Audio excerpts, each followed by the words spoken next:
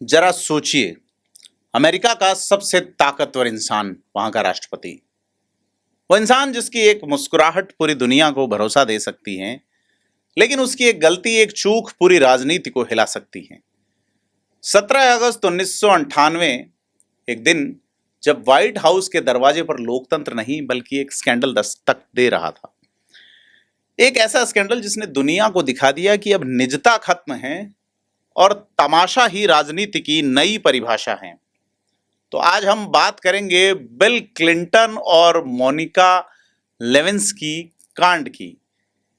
नमस्कार, मैं प्रदीप हूं और आप फेयर ऑब्जर्वर हिंदी देख रहे हैं। तो बिल क्लिंटन और मोनिका लेविन्स्की कांड एक ऐसी कहानी है जिसने सिर्फ अमेरिका की राजनीति नहीं बल्कि पूरी मीडिया और सेलिब्रिटी संस्कृति को हमेशा के लिए बदल दिया। अमेरिकी राष्ट्रपति बिल क्लिंटन और उनकी पत्नी जल्द ही दिवंगत यौन अपराधी जेफरी एप्स्टीन की जांच के तहत गवाही देंगे। लेकिन यह कोई नई बात नहीं है कि क्लिंटन का नाम सेक्स स्कैंडल से जुड़ा हो। 28 साल पहले भी एक यौन कांड ने उनके राष्ट्रपति पद को डगमगाने की धमकी दी थी, लेकिन नतीजा उल्टा निकला। 1998 में व्हाइट हाउस की इंटर्न मोनिका लेविन्स्की के साथ उनके संबंध ने एक ऐसा मीडिया तमाशा खड़ा किया जिसने अमेरिकी राजनीति और सेलिब्रिटी संस्कृति को हमेशा हमेशा के लिए बदल दिया। उसी से एक पोस्ट प्राइवेट यानी निजता के बाद का युग शुरू हुआ, जहां हर चीज दिखने, बिकने और शर्म को बाजारू बनाने में बदल गई। 27 साल पहले राजनीति हमेशा के लिए बदल गई। न तो कोई चुनाव हुआ, न हत्या, न कोई अंतर्राष्ट्रीय शिखर सम्मेलन, न टैंक चले और न ही दीवारें टूटी। फिर भी बदलाव हुआ, कानूनों या संस्थाओं में नहीं बल्कि इस बात में भी कि सत्ता को किस तरह जिया, देखा और उपभोग किया जाता है। राजनीति अपनी पवित्र आभा खोकर टीवी जैसे रोजमर्रा मनोरंजन का हिस्सा बन गई।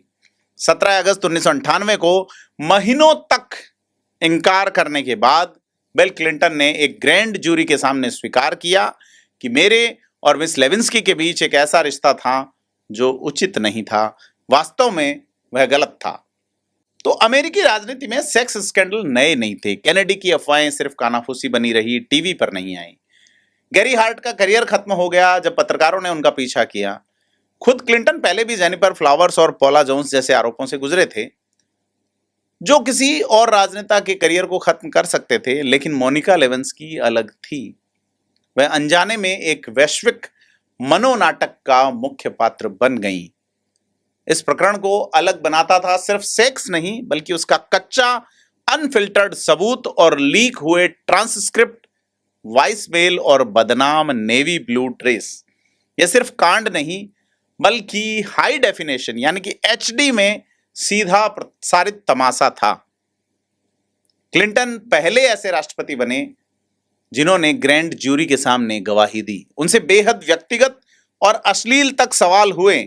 टीवी स्क्रीन पर उनका हर टेढ़ा मेढ़ा जवाब तुरंत सांस्कृतिक प्रतीक बन गया, जैसे उनका मशहूर वाक्य, I depend on what the meaning of the word is.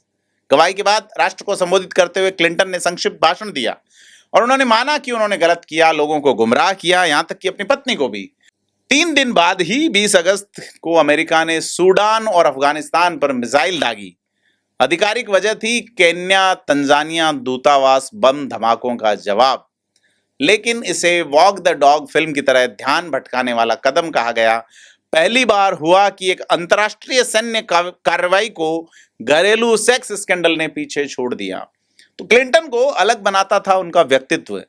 Way Regan की तरह प्रभावशाली नहीं थे, बुश सीनियर की तरह शाही नहीं थे और कार्टर की तरह संत भी नहीं थे।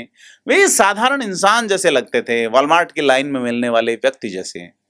और यही साधारणपन उन्हें पहले रिलेटेबल राष्ट्रपति बनाता था।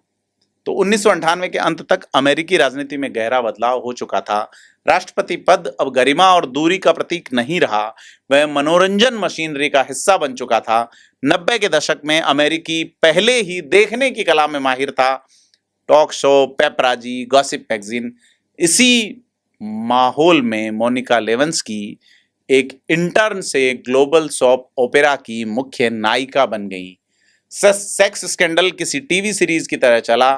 किरदार Linda trip can star, suspense, सबूत और यहाँ तक कि ब्लू ड्रेस और सिगार जैसी प्लॉट डिवाइस, ये कहानी सेक्स, सत्ता, धोखा और राष्ट्रपति के हर झूठ में और दिलचस्प होती गई। तो पुराने जमाने में सार्वजनिक शर्म मतलब हमेशा के लिए बर्बादी, लेकिन 90 के दशक में यह बदल रहा था। शर्म अस्थायी हो गई और कभी कभी शोहरत का रास्ता भी बन गई। लेविन्स्की ने कहा, उन्होंने न सिर्फ निजता बल्कि प्रतिष्ठा, गरिमा और लगभग अपनी जिंदगी भी खो दी। क्लिंटन वहीं और भी मजबूत होकर उभरे।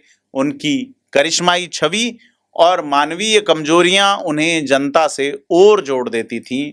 राजनीतिक असर हुआ जरूर, लेकिन यह मामला राजनीति से ज्यादा पॉप कल्चर का हिस्सा बन गया। असल खुलासा यह था कि मीडिया कैसे सब कुछ दिखा सकता है।